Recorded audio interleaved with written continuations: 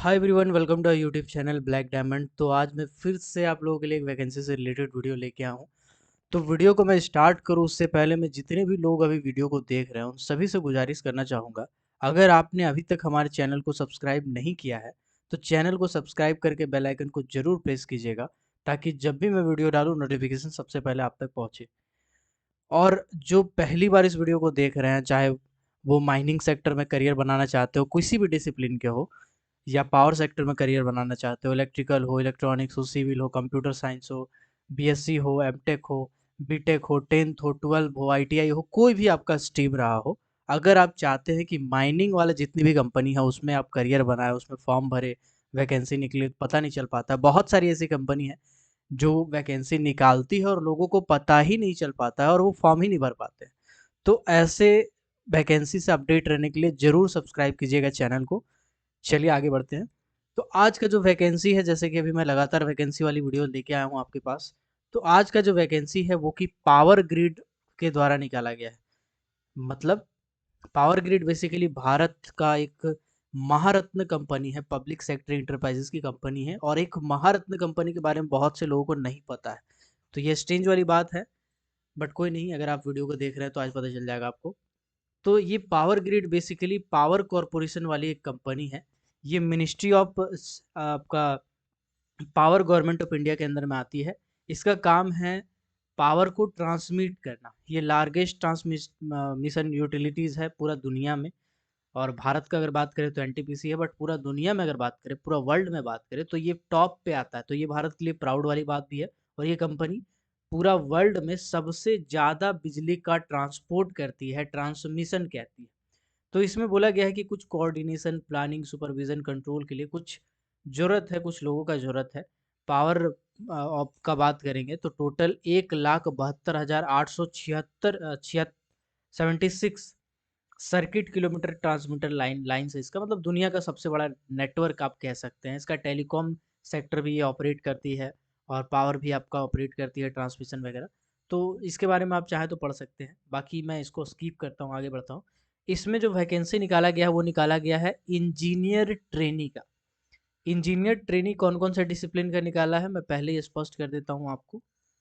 पहला आपका डिसिप्लिन है electrical, electronics, civil, computer science. और ये गेट का 2023 के थ्रू ये लेने वाला है। बाकी इसमें डेट वगैरह सब दिया हुआ है, मैं आपको बताता हूँ। सबसे पहले वैकेंसी और नोट रिजर्वेशन के बारे में बोला गया है कि कुछ समय के बाद वैकेंसी में कितनी सीट होंगी, वो सब कुछ नोटिफिकेशन, ऑनलाइन प्रोसेस वगैरह सब कुछ डाला जाएगा। अभी फ़िलहाल एक प्रायर इन्फॉर्मेशन दिया जा रहा है कि जो 2023 में गेट का एग्जामिनेशन में बैठेंगे वही इस फॉर्म के लिए एलिजिबल होंगे, वही इसमें अप्लाई कर सकते हैं। अगर आप इंजीनियर ट्रेनी का अप्लाई करना चाहते हैं वैकेंसी, तो आपको गेट 2023 में अपीयर होना मैंडेटरी है। ठीक है। कौन कौन सा ब्रांच का है इसमें बता दिया गया है।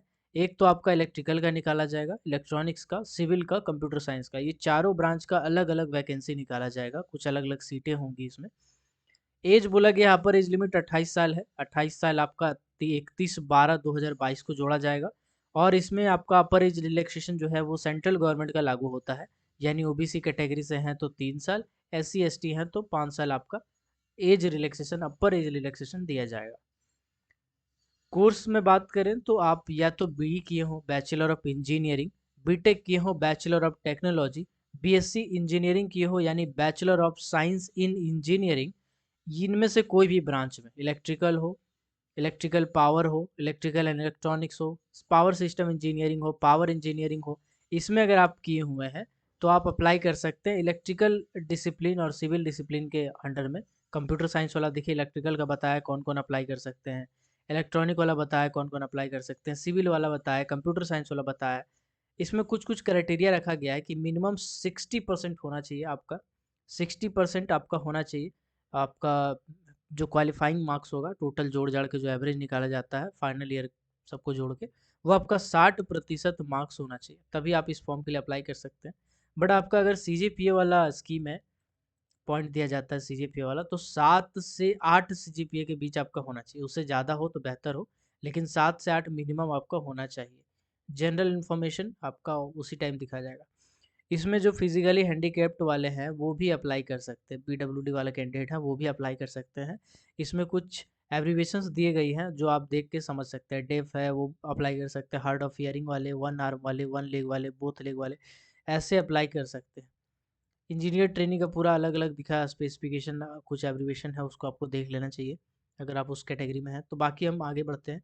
रिजर्वेशन क्राइटेरिया सेंट्रल गवर्नमेंट का लागू होता है, क्योंकि ये सेंट्रल गवर्नमेंट की कंपनी, इसलिए सेंट्रल गवर्नमेंट का लागू होता है, जो मैं ऑलरेडी बता चुका हूँ। ओबीसी नॉन क्रीमी लेयर वाले कैटेगरी, नॉन क्रीमी कौन होते हैं, जिसका 8 लाख से ऊपर का इनकम होता है सालाना, उसको हम नॉन क्रीमी लेयर में काउंट करते हैं। तो 3 साल उनके लिए रिलैक्सेशन है अपर एज। SC ST के लिए 5 साल है। PWD कैंडिडेट के लिए 10 साल है। जम्मू एंड कश्मीर वाले डोमिसाइल वाले हैं, एक सर्विसमैन है, विक्टिम्स है राइट्स के, तो आप अप्लाई कर सकते हैं चाहे आपका कोई भी उम्र हो। बाकी इसमें थोड़ा आगे बढ़ते हैं। बाकी ये उसी चीज़ को यहाँ पर डिटेल में दिया हुआ है। सिलेक्शन प्रोसेस क्या होगा, हम डायरेक्ट इस पे आते हैं। तो देखो ऐसा है भाई साहब कि आपको गेट 2023 अप्लाई करना पड़ेगा। कैसे अप्लाई करना, हम प्रीवियस क्लास में भी आपको बताए थे, प्रीवियस क्लास कह रहे सॉरी, क्लास ले लेके आदत हो गया। तो प्रीवियस वीडियो में भी मैंने आपको बताया था वैकेंसी वाला कि कैसे आपको अप्लाई करना है। अभी IIT के आपका यानी IIT कानपुर आपका एग्जामिनेशन ले रहा है इस बार गेट, तो आप ऑफिशियल वेबसाइट में गेट 2023 का जाके अप्लाई कर दीजिएगा, अभी डेट चल रहा है अप्लाई करने का। तो ये एक प्रायर इन्फॉर्मेशन दिया गया है कि गेट अगर आप नहीं भरिएगा तो फिर हम आपको नहीं लेंगे, पावर ग्रिड की तरफ से यही कहा गया है। तो गेट आपको भरना पड़ेगा। 100 नंबर का गेट का एग्जामिनेशन होता है। इस 100 नंबर का एग्जामिनेशन कि में आप जितना भी नंबर लाएंगे उसके बाद फिर यहाँ पर भी 100 नंबर का आपका ग्रेड रखा जाएगा। नॉर्मलाइजेशन प्रोसेस यहाँ पे फॉलो होगा। तो यहाँ पे प्रोसेस क्या है मैं आपको डिटेल में समझा देता हूँ शॉर्ट में। सबसे पहले आप फॉर्म अप्लाई करेंगे उसमें आपका गेट का जो स्कोर है, फॉर्म अभी निकाला जाएगा तो इसमें बता दिया जाएगा, मैं बताता हूँ कब निकलेगा। गेट 2023 में आप अपियर हुए, आपका जितना भी रैंक है मार्क्स है उस हिसाब से आप फॉर्म भरेंगे। उसमें जो गेट का जो भी स्कोर होगा उसमें 85% स्कोर आपका सेलेक्ट किया जाएगा। मतलब जो भी नंबर है, फॉर एग्जांपल आप 100 में 100 ले आए तो 85% उसका नंबर कंसिडर किया जाएगा। इसके बाद ग्रुप डिस्कशन लिया जाएगा। ग्रुप डिस्कशन में 3% आपको नंबर वेटेज में रहेगा, और लास्ट में पर्सनल इंटरव्यू में 12% रहेगा। तो आप इसको यहाँ पे देखिए दिया हुआ है, मुझे लग रहा था नहीं दिया है बट दिया हुआ है। उसको स्क्रॉल करेंगे, देखेंगे 85% जो है वो गेट वाला स्कोर आपका होगा। जनरल आप डिस्कशन, ग्रुप डिस्कशन का बात करें तो 3%, और पीआई का बात करें तो 12%, टोटल 100%। इसी के हिसाब से एक मेरिट बनाया जाएगा और फिर आपका सिलेक्शन लिस्ट तय किया जाएगा। लेकिन एक चीज़ याद रखिएगा, गेट का स्कोर देखने के बाद ही आपको पीआई में और जीडी में बुलाया जाएगा। तो इसके बाद फिर आपको सेलेक्ट कर लिया जाएगा। जब आप सेलेक्ट होंगे तो आपको सबसे पहले एक ट्रेनिंग पीरियड में भेजा जाएगा। ट्रेनिंग पीरियड जो होगा उसको हम लोग इंडस्ट्रियल ट्रेनिंग कहते हैं। वो आपका 40,000 रुपया प्लस 3% का इंक्रीमेंट, मतलब कुल मिलाकर के 42-43 हज़ार स्टार्टिंग का 1 साल मिलेगा। स्टार्टिंग का 1 साल इस टाइम आपका एचआरए वगैरह सब मिलेगा, एचआरए है, पर्क्स है, ये सब कुछ दिया जाएगा, स्टाइपेंड वगैरह, मतलब बेसिकली स्टाइपेंड है। 40-42 जो कह रहे हैं वो आपका स्टाइपेंड, ठीक है।